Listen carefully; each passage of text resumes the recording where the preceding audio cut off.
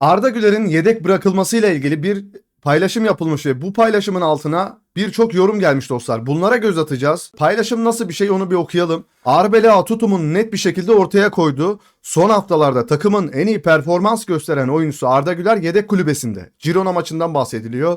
Bellingham ilk 11'de başladı. Arda bir karar vermeli. Onu artık yedek olarak görüyorlar. Yedek oyuncu olarak istiyorlar Arda Güler'i. Paylaşım bu şekilde. Tepkiler nasıl ona bir bakalım. Bir susar mısın? Onu dinlendiriyor. Eğer sakatlanırsa ilk ağlayan sen olacaksın demiş. Bence Bayern Münih için dinleniyor diyor birisi. Ve bir Mbappe hayranı. O bir yedek oyuncu. Ne demek istiyorsun?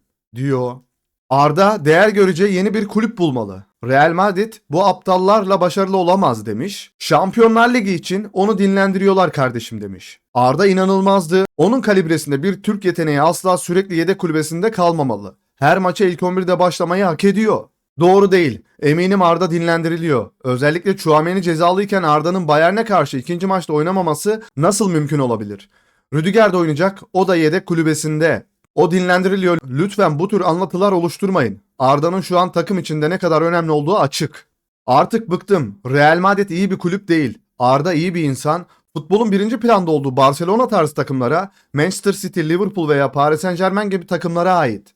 Real Madrid, Manchester United, Bayern Münih gibi takımlarda futbol birinci planda olmayabilir. Belki de Arda'yı mahvetmek istiyorlar. Yeteneksiz Bellingham onu engelliyor. Arbeloa'yı nasıl baskı altına alacağını biliyor. Onu sadece Bayern maçı için dinlendiriyor, sakin ol demiş. Sezonun başından beri kelimenin tam anlamıyla her maçta oynayan Arda gibi başka bir oyuncumuz var mı? Hayır. Sakatlık yok, kart görmesine neden olan bir durum yok, hiçbir şey yok, dinlenmesi gerekiyor. Allah aşkına Nisan ayının ortasındayız. Durun, çarşamba günü önemli bir maçımız var ve o da ilk 11'de başlayacak. Ya insan bu insan. Kaç maç üst üste oynadı, dinlendiriyor Arda'yı. Hafta içi Bayern maçına saklıyor, daha Şampiyonlar Ligi bitmedi, az sakin olun demiş. Bu saçmalıklara yeter artık. Münih'te oynayacak, bu kadro yönetimi meselesi. Dahası dünyanın en iyi kulübünde ve milli takımda her zaman yeri garanti. 21 yaşında şikayet edilecek bir şey yok. Emin değilim, beni düzeltebilirsiniz veya tamamen yanılıyor olabilirim. Ama Bayern maçı nedeniyle dinlendirileceğini varsayıyorum ve umuyorum. Onlar sadece forma satmak istiyorlar. Bırakın satsınlar. Arda'nın yoluna devam etmesi gerekiyor. Kardeşim ikisi birlikte oynayabilir ve Allianz'da birlikte oynayacaklar. Bellingham ve Arda için diyorlar. Bey'in ölümü mü gerçekleşti? Belli ki onu Bayern maçı için dinlendiriyor. Bir sonraki maça 5 gün var. Dinlenmenin anlamı ne? Benim gibi düşünüyor o da. Dinlendiriliyor mu yoksa sonunda bulduğu ritmi mi bozuyor? Çok şükür Arda bugün maça başlamadı, yoksa bugünkü yenilginin sorumluluğunu Arda'ya yükleyeceklerdi. Birçok kulüp İngiltere'den Arda'yı istiyor.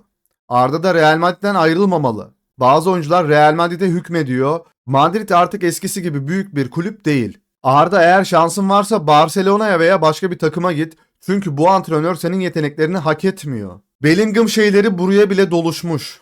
Ne dinlenmesi oğlum? Bayern maçı yarın mı? Arda ayrılmalı, makul teklifleri değerlendirmeli. Arda Güler dün sahada ne yaptı? Bellingham ayrıldığından beri ne yapıyor? 2-3 pas, görüşürüz demiş. Alberto ve Bellingham profil fotoğraflı bir troll. Arda bu takımı bırakmalı ve gitmeli. Rahat ol kardeşim, çarşamba günü için biraz dinlenmeye ihtiyacı var. Arda bu takımın tek oyuncusu mu? İçimiz rahat olsun demiş. Arda kariyer için Real Madrid'i terk etmeli demiş. Arda elit bir oyuncu olmasına rağmen hala genç ve dinlenmeye ihtiyacı var. Önünde Şampiyonlar Ligi çeyrek finali var demiş. Tek sorun özgüven eksikliği. Brahim kadar cesur olsa yetecekti ama olmuyor işte. Evet, özgüvenini kaybetti Arda ya. Bellingham'ın yedek oyuncusu olmanın ne sakıncası var demiş. Aynen. Yani Arda'yı Bellingham ile karşılaştırmak istiyorsunuz. Karşılaştıralım, bence Arda Bellingham'dan daha iyi.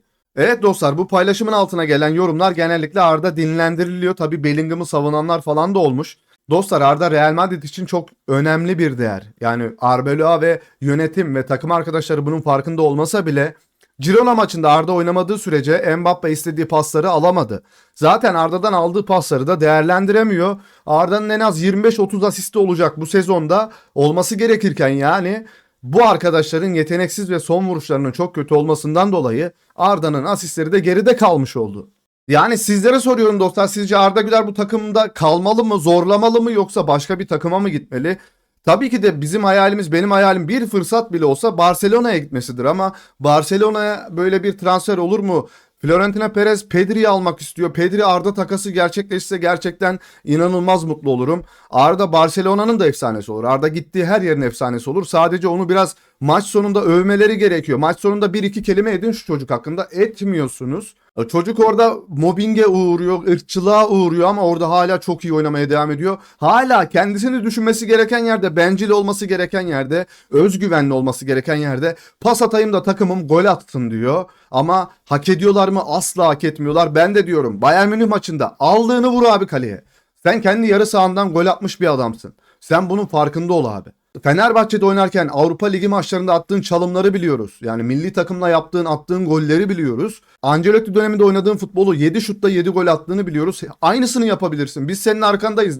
Como'ya gitsen oynasan da, Inter'e gidip oynasan da yine senin arkandayız. Biraz kendine gel abi. Gerçekten kendi futbolunu oyna. Diyeceklerim bu kadar dostlar. Yani bazen de sinirleniyorum. Çünkü onun başarılı olmasını istiyorum. Bu kadar ezilmesini istemiyorum. Sizler de benim gibi düşünür müsünüz bilmiyorum. Özgüvenli oynamalı. Kesinlikle Bayern Münih maçında kendisi gibi olmalı. Kendisi gibi olduğu zaman zaten dünya ona hayran kalıyor. Bizler de hayran kaldık zamanında. Evet, bir videonun daha sonuna geldik. Eğer video hoşunuza gittiyse like attıktan sonra kanalımıza abone olup bildirim zilini açmayı unutmayın. Kendinize de çok iyi bakın. Hoşça kalın. Bay bay. Yanlarda çıkan videoları da izlemeyi unutmayın dostlar. Görüşürüz.